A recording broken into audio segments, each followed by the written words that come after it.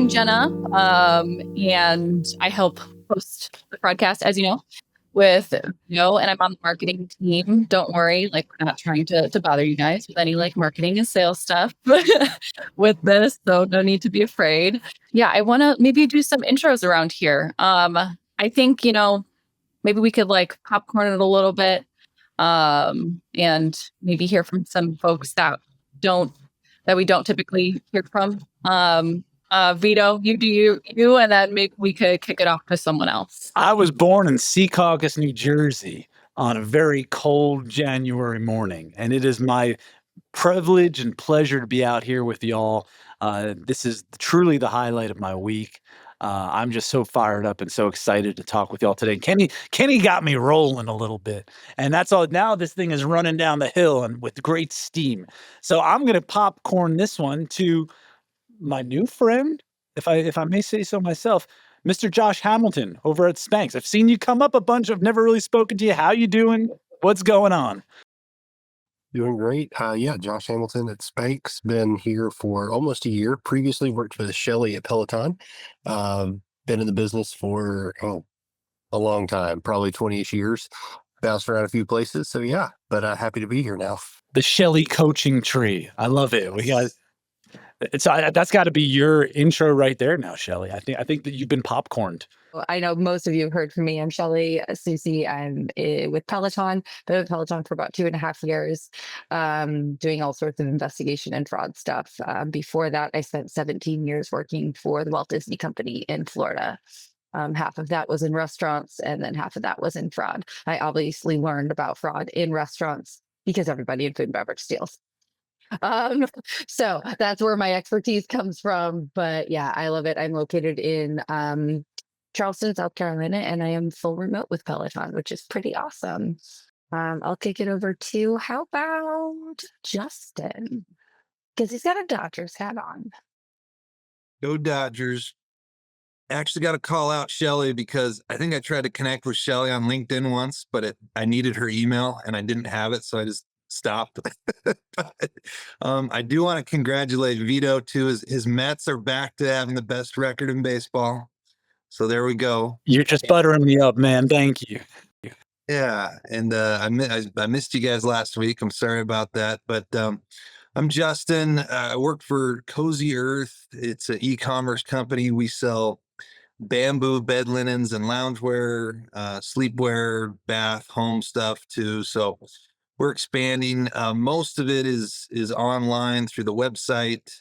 We do some other third-party sales, and we actually have a couple standalone stores that we set up earlier this year in Southern California, one in Brentwood and one in Costa Mesa. I call it daily ops. I kind of just made up the area or the thing. It does deal with a lot of fraud and loss control and abuse, since we don't really have that department specifically here. We're hoping to one day get there. But otherwise, really just kind of making sure that softwares are functioning and flowing in general, and try to get some help from other departments in that area. And I will kick it over to Jessica. Hello, I'm with Murdoch's Ranch and Home Supply. I've been with the company for 12 years now, and been working online orders for probably the past 11 years. And I'm moving more into like internal controls. I work part of our finance team. I'm also 100% remotely out of Colorado. And so definitely love the remote atmosphere, but makes it a little bit more difficult with loss prevention and in-store loss prevention. So we have about 45 stores spread throughout 6 states. So we're fairly small in an area, but it is just me and another colleague that does online order review, and loss prevention is usually just me and some other team members from IT and some other things. So it can be a bit overwhelming. Within the past couple of years is when I've really started to hone in on some trainings like this. And so I'm trying to build my knowledge as best as I can. And so, yeah, I love being a part of this team, and this is probably one of my favorite meetings to go to. So thank you, Jenna and Vito. I am with New Skin Enterprises here in Utah. I feel like I see Cozy Earth is here in Utah. I feel like I've seen the headquarters in Lehigh, We're up. Yeah, we're up in Lehigh. Sorry, I forgot that. Yeah. And so, but yeah, I'm with New Skin Enterprises. I'm over the fraud prevention and product diversion. Potentially adding to my role again, I probably adding product counterfeiting. So, but I've been in this probably for about 4 years. I started from the call center, worked my way up, and so, but yeah, now I'm managing all of our fraud for our North America, South America, for Pacific and Japan, and so I'm glad to be part of this group and learning from everybody. Kicking this over to Kenny. You guys might have heard from me, Kenny. I manage fulfillment for Sonos, smart speakers. You guys aren't familiar with what we sell.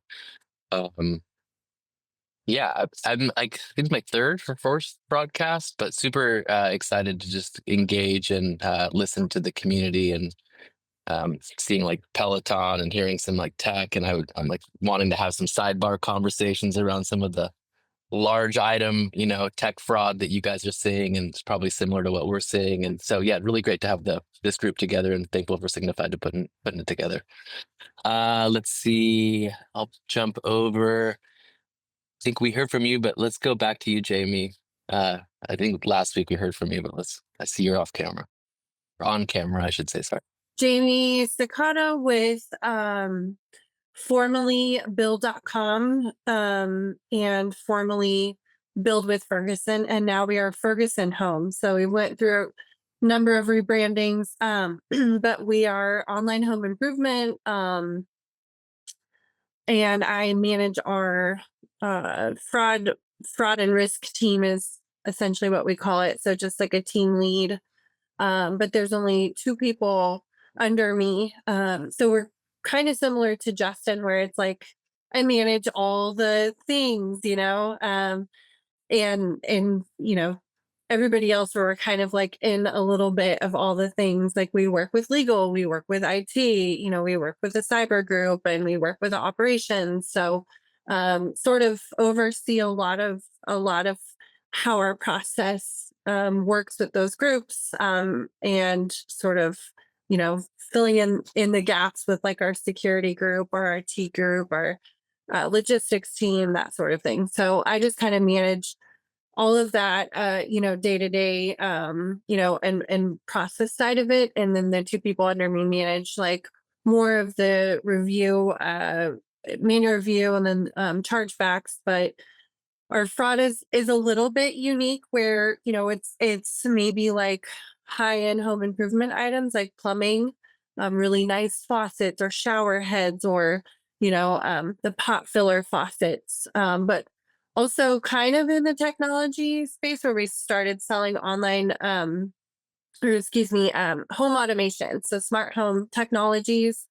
So soon as we started selling the Google Nest products and smart home items, the day that hit the site for customers, fraudsters started buying that stuff up too. So getting into a little bit of a unique space there with some home automation stuff, but also opening up the door to I guess like working together with our showroom associates. So Ferguson as a whole has showroom, physical presence, brick and mortar stores.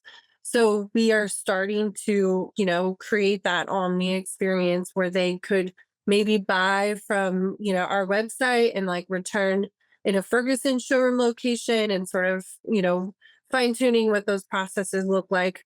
But also understanding how that could cross over into some fraud for our website. So just kind of diving into all of the things there.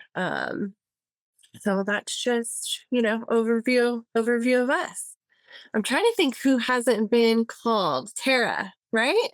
I don't think anyone's called on Tara yet. No. Hi, everybody. I'm Tara. I'm actually at Signified, though I'm here just as a hangout observer. I've been at Signified. I run our chargebacks team. Been here almost 2 years. I've known Vito a couple more years than that.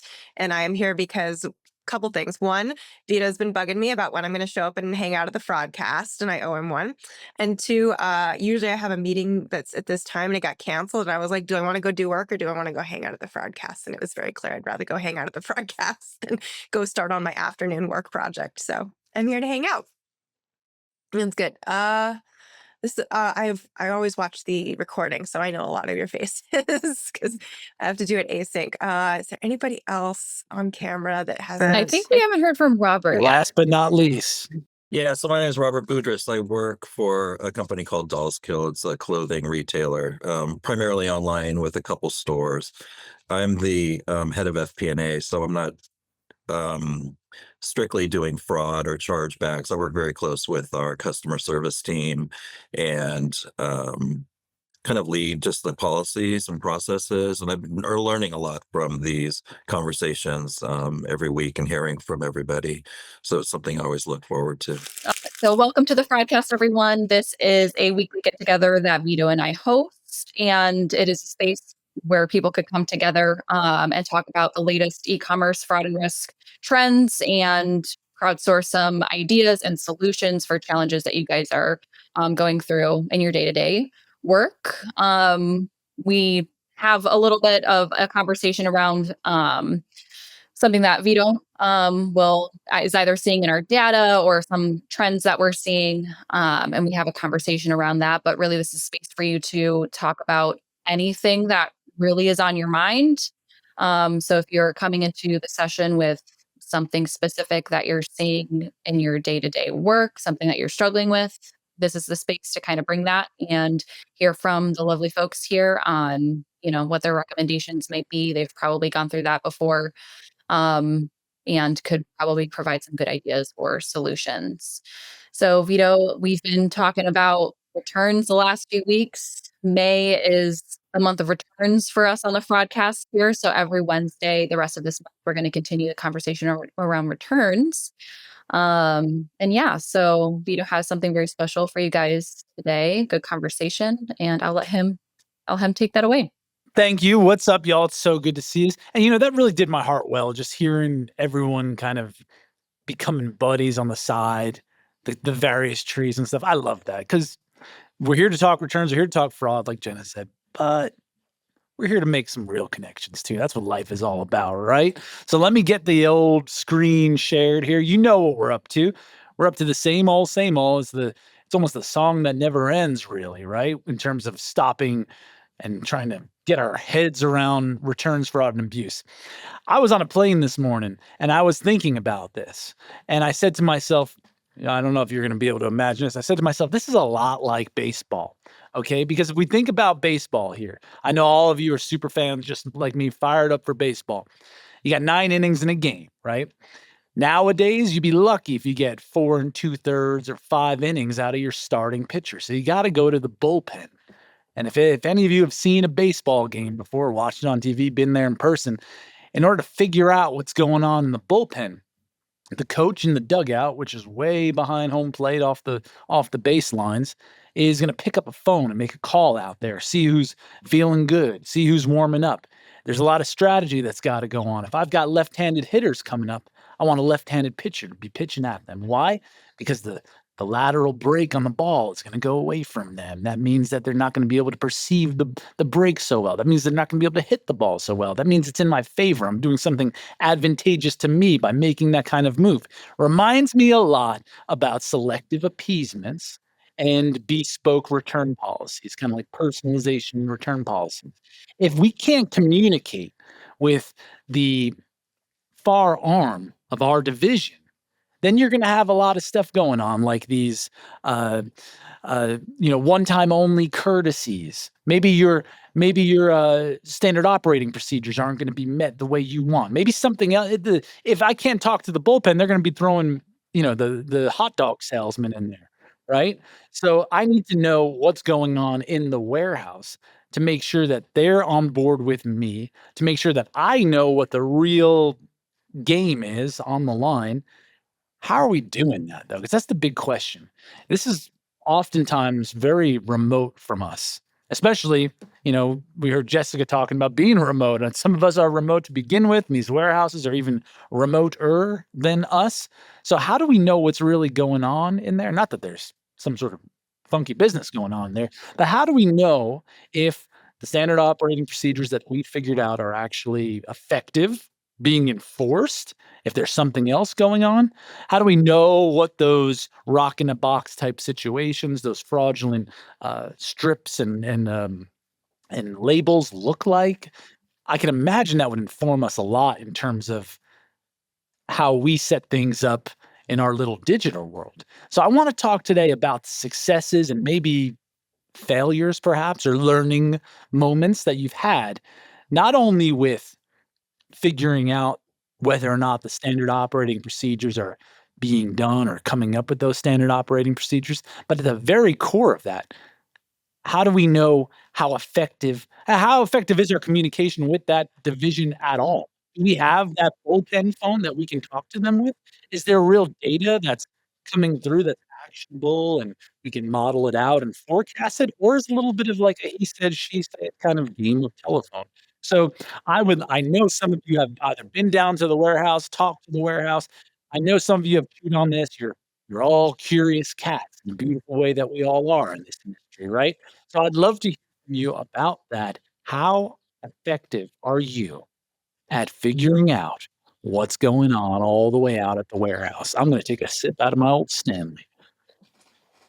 I can break the ice and tell a fun anecdote from folks. I'm at Signify now. I spent most of my career as a merchant. And it's not exactly like a warehouse, but one of the places that I worked prior was at Uber.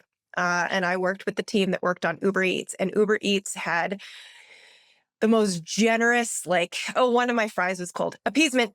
Oh, like my driver was a little bit late. Appeasement, was just the easiest thing to get. And I had that too once where it was I got food poisoning and they're like, send us a photo of the food. And I was like, I threw it away. And they were like, okay, appeasement. It was the easiest thing as ever. And I was working with one of the people on my team, working alongside me, was working with our customer service team because it was that was our equivalent of the warehouse. It's stop giving people all the free money. Stop giving people all the free money. And she was devising all these different, because they were always we're going to just bring this everybody. And it's we're losing so much to this leakage. And so she started putting together guidelines on when we were going to put some extra friction in somebody's way of having to do this. And, we deployed them out and we were fingers in a prayer, please, CS people, follow these rules. Please don't just bleed money for us. And the funny way that I found out that it was working was that my dear husband is a high school teacher and he teaches in a not super great neighborhood. And he was in class one day and he overheard some of his students having a discussion because they would he was they're always ordering food to the campus and I have to deal with them throwing out oh, I have to go out and get my food. And it's what are you doing? And he said that they were discussing, they're oh yeah, I used to be able to get tons of free food on Uber Eats, but they've tightened it up now. I've had to switch to DoorDash. I can get my stuff cheap, I can get it for free on DoorDash, but Uber Eats, they're not, it's really hard to get them to refund you nowadays. And of course, my husband texts me and he's so my students are discussing how it's way harder to defraud and get appeasements on Uber Eats right now. And I walked over to Danielle's desk and I was guess what? You drove my husband's students away. Good job. It's working. And she was that's I guess the best, closest thing from the horse's mouth of yes, literally the teenagers abusing your appeasement systems have decided to go attack a competitor because you've made it a little too much friction for them. I'm curious, and if how did you actually add that friction? How did you identify the student that's done this 8 times in the last month? How did you go about approaching that? Yeah. So I think a lot of what she was designing, and I don't know the secret sauce because she was in charge of that part of it. But I think she was doing a lot of identifying repeat offenders across devices and things like that. Because a lot of them would be oh, I'll just switch out to a different phone, a different SIM card and do it again, make fresh accounts. We had invested a lot in networking across graph database systems to track people making multiple accounts. And then we'd look at is this your first time? Is this your second time? How much ROI were we getting out of you versus the kind of complaints you were making? And I know I've talked to the folks over at Uber now about that since I think they talked about it at MRC and they were saying they've done a lot in behavioral matching to look at hey, this person knew how to navigate the complaint forms way too fast of like how to go straight to like the magic buttons that get you your money back versus somebody who's just like, well, when I did it, I was like, I don't know how do I put in food poisoning? Like what complaint do I make here? But those people that are just like zip, zip, zip, zip, zip, zip, they've been able to tell, like, if you can navigate the support things so freaking fast and you're supposedly a brand new customer, then no, you're not actually a brand new customer. You're trying to defraud us. That's brilliant, because I think a lot of us, when we think about time on page or how quickly someone's on the page, it's in the context of bots who are scraping us and making orders. Maybe we don't talk enough about the kind of user behavior in that very vulnerable area of the dispute page. So you kind of activated my almonds there right now, and I'm not going to get food poisoning off it either. So thank you, thank you for that. Oh, I know someone else here has got something going on with that, and to put a spin on it real quick, Tara had to rely on the high school students and the word of mouth. Are we relying on the proverbial high school student word of mouth? But it is an issue, right? I mean, has anyone ever gone out and been in the warehouse at the very least, or has anyone ever met somebody who's doing fulfillments for their product? A no is a fine answer too. I actually have a really good relationship with my DCs. So we have two distribution centers that hold our fitness equipment. One on the East Coast, one on the West Coast, because those things are large. And then we distribute to third-party delivery systems across the United States and Canada. But I've not visited the smaller hubs, but our huge distribution centers, I visit a lot, and I have a really good relationship with them because I get stuff done for them, and then they're really happy. And I fire the people who are stealing stuff from them, and then they get happier. And I recently gotten a really good relationship with our apparel DC, which is based out of somewhere in Pennsylvania. I can't remember which town. We just consolidated to one, so there was a big issue with that. But I got in touch with the DC manager there because of a case that had popped up with Shopify about 6 months ago that caused a significant loss. And he was really upfront with me and was like, we've got problems, we've got gaps, and I don't know how to fix them. And I'm like, well, lad, you're talking to the right person. And so he's been really, really awesome with trying some tests in the distribution center to say, hey, if we did a 2-week trial on actually doing X, Y, and Z, let's see what impact that makes financially. And then also, on the staff that's working there, because it's all, we partner with GXO, a company, for all of our apparel stuff. But our equipment is all internal DCs. So it's very interesting. I try to just cultivate really positive relationships so that they feel the need to call out on me when something's going on. And it's a level of trust. Shelly, just curious, are you having your returns go to your forward LSP, or are you guys using a different warehouse to have your returns come in? Or was the fraud that you were identifying on the outbound side or the inbound side from a return? The outbound side initially. And okay. now I've got some inbound fraud that's happening, but it is coming out of the same facility now. Before it was coming out of two because I had two apparels, but now that fraud, and it's all with our apparel platform is Shopify. So it's all built within there. And we use Narvar for our returns for US. Okay. Got it. Thanks. Canada? No, not Canada. But yeah.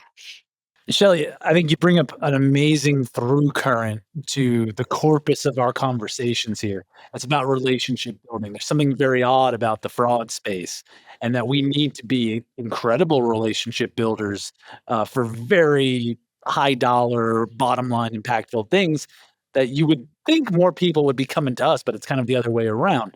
So I'm just curious, and you don't need to get into detail too much if you don't want to, but what kind of busy work / the doing favors thing, what kind of things have you done to gain that leverage?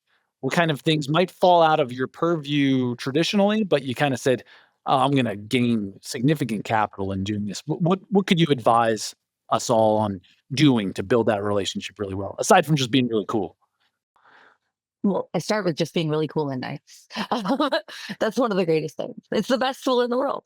No, I do really just let them know that I have more resources than them, and this is literally what I get paid to do.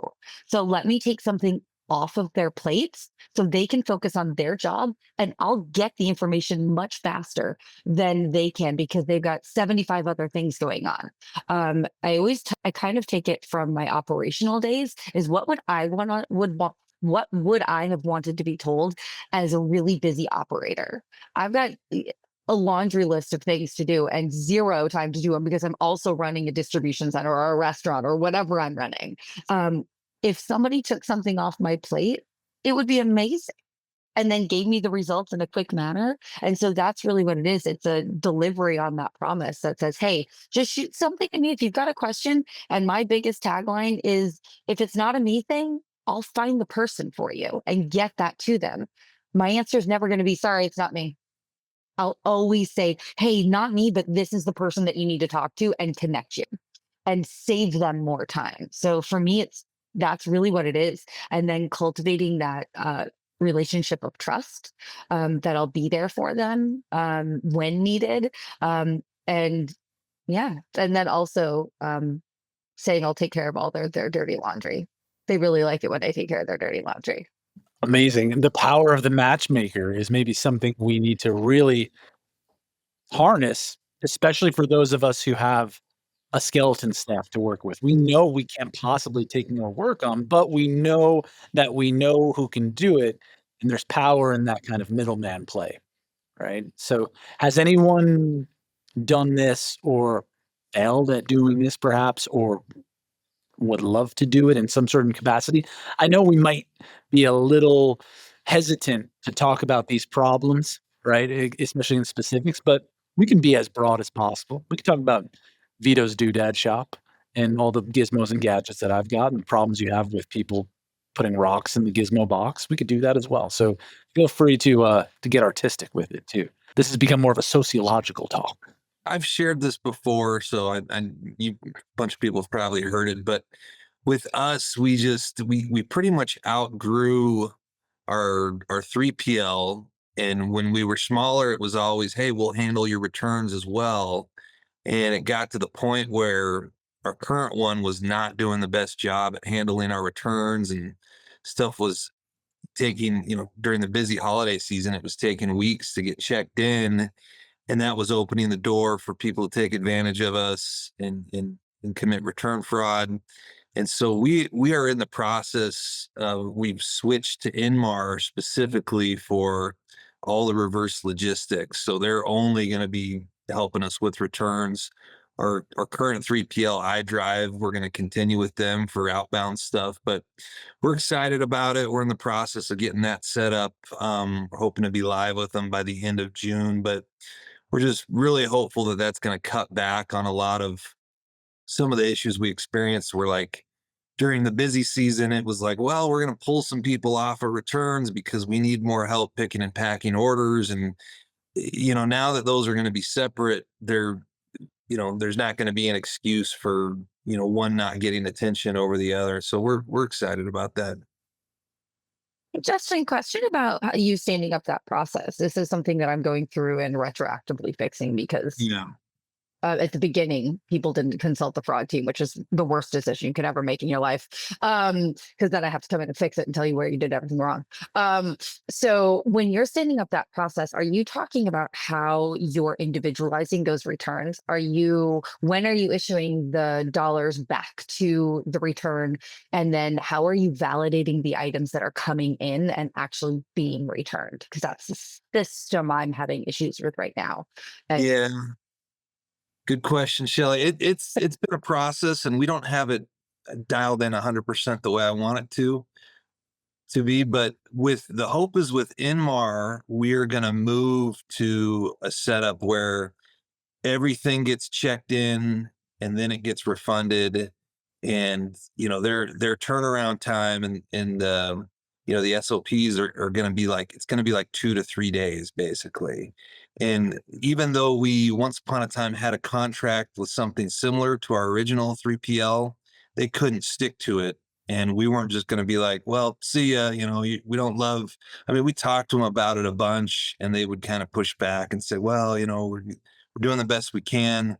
So the hope is that we could get there. Right now, what we've done is we've set a very low dollar amount for certain, like a threshold where we say, hey, look, if the returns are below this amount, as long as the return is marked delivered, we're just going to process the refund. We'll still get the return checked in, but if we discover there was fraud or something like that, we'll make a note of it on the customer's account, and we'll try to take some steps internally to make sure that they can't return anymore, or we can block their IP address or other information to keep them from doing it again. But the hope is like the amount is so low that, like, hey, if they really want to hustle us for $150 or an order of $150, where really the product is the cost of that is a lot less, they can do it and get away with it once, but they're not going to be able to do it multiple times. And so eventually we want to get to a point where that's not going to happen at all, where we're not just going to blindly issue a refund once a shipping label gets scanned as delivered.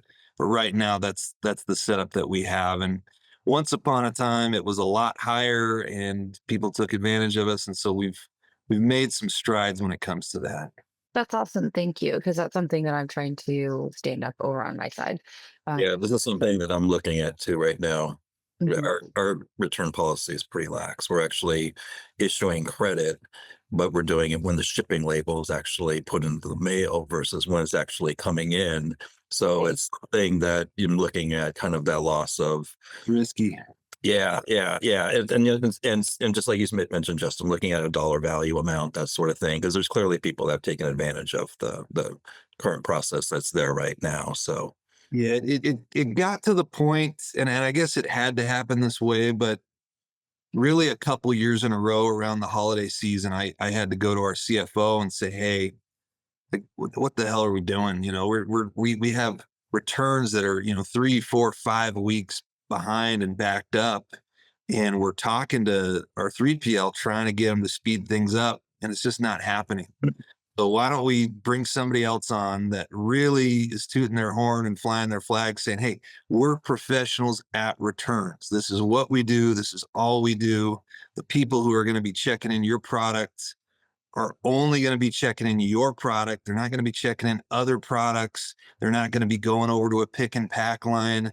And I said, this sounds incredible. Let's check it out. And I believe we can cut down on a lot of fraud and abuse, and just, provide a better customer service experience to, our customers who have been with us and might just be trying to make a return, but somehow, because of some of the red tape we've set up to protect ourselves, they have to go through that process too.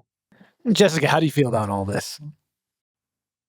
As I definitely love learning about how everybody's using different vendors and different ways to be able to do that. When we originally started, we had like a 5-man crew in one of our warehouses outside of Missoula, Montana, and that was the only warehouse we had. But the issue is customers couldn't buy more than 2 pairs of pants or 2 pairs of whatever, because they'd have to stock that warehouse. So they have changed it and moved it where we ship from our store locations, which has been a lot more difficult to be able to build that rapport, which, like Shelly said, like having that communication and having that rapport with your warehouse or who's shipping your items or who's returning them is key. However, with 45 stores, and then we opened up new stores trying to build that, and then sometimes the turnover rate with who handles those type of issues, it's trying to meet everybody and trying to get to know everybody that does it. And there's stores that I'm really good with that they'll reach out and they have that trust with me. They know that I'll help them with whatever it is they need help with. However, there's stores that are like, who are you? And where are you calling from? And so I think that communication is key. The biggest issue I run into is not being able to visit those locations. So a lot of it is over the phone, which I'm more than happy to make those calls. But if I were to call every single store location to build that rapport, there's only one of me, then there's other work that kind of falls behind. And so it's trying to prioritize what's important, trying to prioritize where the fraud's happening, and then making those introductions and letting them know that I'm there for them to help with any questions, letting them know, like, for buy online, pick up in store, if there's a customer that comes into the store that they just don't feel write about, they can call me. They could even give the customer my direct line and they can call me. So we can kind of work together as a team. And so I think what Shelley was saying was spot on with building that rapport, cultivating those positive relationships. I think it just becomes more difficult when, like, I was so used to our 5-man crew where we got a chargeback, we got any issues, I can go to them and they're like, no, Jess, I know that we packed that. I remember walking over there, grabbing it out of the locker, where now I'm calling a location and like, oh, I don't know. And that person's not here right now. And so it's a lot of that back and forth. And so it's I've tried to do everything from point of contact list for every store location, but then that changes so often. And operations doesn't really loop me in as often with fraud, like Shelley was saying. So it's like when I do have to go to them, they're like, well, she just always bringing this negative stuff. And I'm like, that's not my intent. I'm here to help, but you guys kind of did mess it up. So Yeah, how do you balance the sweet with the sour? That's the fun part, right? How effective have you been? It sounds like you've done something like this with, heat mapping those stores that are not, covering their bases all the way versus the ones that are cool and chill and I don't need to have. Yeah, I'm Jessica. I don't need to be calling them all the time, and then they could stay on the do not call list for a while. How effective have you been with that? Have you been able to do something like that? I'd love to. I think you've done something like that. I have. we've just expanded to Texas, so they're our newest store location, so they don't really know who I am, and it's me having to call them when issues arise, but it's also letting them know like I'm here to help. So honestly, a lot of it's in my head in regards to who I work with, and a lot of where like the fraud issues are. It's since I handle majority of them, I handle the chargebacks, I handle all of that. I can see it all, and then I can build that rapport with each store. Now that I've taken on more internal controls as well, and building more rapport with the store managers. And so, honestly, I don't have a heat map, and I would love to have something like that, but it really is just my points of contact, who's actually been there longer, who's been established and ships more items due to their location and everything like that. Those stores usually know who I am and can call on me, but the other stores, it's more of that introduction of when something comes up, I then call them and I'm like, hey, this is what's going on. I just want to bring you into the loop and find out a little bit more about your process. The other thing is, I believe it was Robert that handles a lot with policies and procedures. And that's one thing we struggle with. Operations really is hard with wanting to put so many policies and being strict with their policies that it creates a pain point with like refunds. Right now, customers, some internal control we're dealing with is or internal fraud is is refunding, and they don't ask for an ID for a refund. So whether they have to issue a check from home office, do a blind return where they don't have a receipt and give it to a gift card. They're then turning those gift cards around and purchasing firearms, but then we don't know where the product came from, so we don't know if they're stealing them and then returning them, and we don't have IDs for returns. And so there's a lot of things that I think we need to be better with building that, building our policies, being more consistent, but that a lot of that falls onto our operations team, and it's me trying to push that a little bit of why it's important and getting the correct data and points that they need to be able to do that. Phenomenal stuff there, Shelley. Floor's yours. Oh, I just wanted to comment. Jessica, it looks like you're trying hard and fighting the good fight. Keep fighting and keep telling them that you're the subject matter expert in fraud. So they should just listen to you. Sometimes they'll listen and then sometimes they just give you a look. But eventually, when you say it enough, they'll be like, yeah, okay, she actually is. Okay, cool. I wanted to comment on one of the things that Jamie said. So early on in my career, I was told to stay in my lane. And I automatically came back with the response that says, I'm in everybody's lane. I'm in fraud. And so I use the sandbox analogy that I have a little castle in everybody's sandbox. You can deal with it. And I know how to get over your moat. But the stay in your lane, if you want to say that, is like, that's cool. Consider us dual motorcycles. I'm always right behind you. I'm there whether you like me or not. Deal with it. Because one day I'm going to be there and you're going to be really freaking happy that I'm there. Just wait for it. So yeah, I definitely push back on those because no. Yeah, it's funny because it's been something that, where we've been a department that's just like in the way all the time with everything, every initiative or strategy that anybody else wants to, do or deal with, and we're always the last to be consulted, to your point, of setting up a whole process or something. And yeah, so I don't know. At the same time, it's a fine line of wanting to let them also be the experts and just being like, you guys are the experts on returns, right? Or reverse logistics or whatever. So like, I'll let you do your thing, but like, I'm here, so if you start seeing something, say something, but we're not really, a part of the conversation of, we're pretty far removed. Like, so it is interesting to hear all, everything that you guys say about your processes, and how in the weeds you are, even with like your warehousing and stuff, like those people, because there's Ferguson has like 100 warehouses. There's just no way, and then we're a drop shipper too. So some returns go directly back to the vendors, and we have to wait for them to process everything. And like, there's just no way that we can have those types of relationships and stuff. It would be just impossible. But for our internal people, like our returns, very large returns department, I'm very jealous that they're so large, have so many people for that process. But we just try to like be a resource and stuff, but also just try to say, oh, so if, you guys are thinking about maybe doing this initiative, like say instant refunds or whatever they might have, on the books for their strategy planning stuff, and just try to like be a voice of, like, watch out for this, something like that. But it is hard to just stand aside, but I also don't want to be involved with everybody's stuff, because then it's like, I don't want to own this. I just want to be an advocate for you in some sort of way.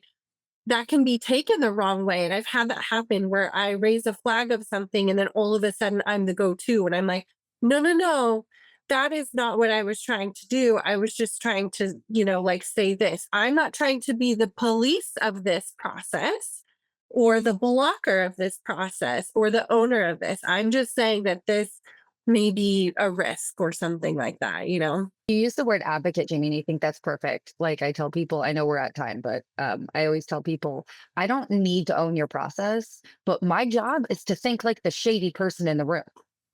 Invite me to the meeting. I'll be in the background with my camera off doing something else, just listening to the process. And I'll pop in and go, no, that's a really horrible life decision, y'all. Don't do that. Because this is going to happen. That's all I want to be able to do there. Because in 6 months, when something is broken and you didn't invite me to the call before, now I'm going to tell you, well, maybe you should have thought about inviting me in the beginning, because I would have told you this is a poor life decision 6 months ago. Yeah. And then always just trying to clean up, right? Yeah. I hate cleaning up other people's mess. Invite me to the call so I don't have to clean up your mess in 6 months. Yes. Oh, I don't want to. Why'd you have to mention that we're at time, Shelley? This conversation could keep going. It's fantastic. There's so much here to unpack in terms of not even returns, really, but how we socialize and how we give and take, right? And it's probably high time that there's almost like a how to make friends and influence people fraud version. And Shelley, we can talk about setting you up with your own version of that podcast, because I think I'd be happy with it kind of eclipsing this, because I'm compelled. I'm taking notes here like that. I gotta start doing this stuff in my own world. So thank you so much, guys, all of you, for making this really way more interesting than I expected when it comes to the warehouse and the boxes and whether they're getting on the pallets or not, like all of that. So I'll leave you with one note. Th- that is so important to me because, not to say life is short, but we're in this world that's very digital, and we fancy ourselves as non-ditch digging type people. So this is easy pushing button work, but there's a lot of stress in this and there's a lot of hardship. So finding new ways that you all have talked about of being effective without having to feel drained is just really good for all of us. So the more little secrets we have about doing that, the better we're all going to, pick up and relax one day instead of have that kind of permanent migraine. So I cannot tell you again how thankful I am that you've brought your hearts and souls and your brains to this conversation. You are a great group of people, and you are truly the highlight of my week. So thank you so much again. We're not even close to done with returns. So until next week, remember, returns, returns, returns. We're coming right back to this. If you've got anything that comes up this week, let's talk about it. You could send me a LinkedIn or email. My name is pretty unique, so you'll find me anywhere. So until then, my friends, au revoir. Have a beautiful rest of your week. Fantastic stuff, y'all. You did my heart good.